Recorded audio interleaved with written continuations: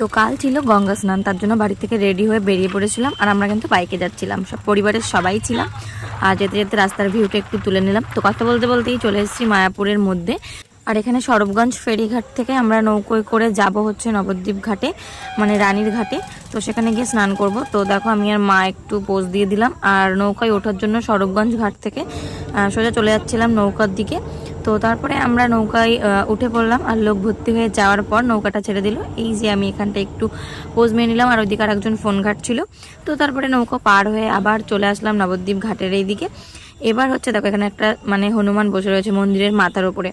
আর কাল যেহেতু গঙ্গা পুজো ছিল, এর জন্যই নৌকোয় করে, আর এখানে গঙ্গা ঠাকুর পুজো হচ্ছিল।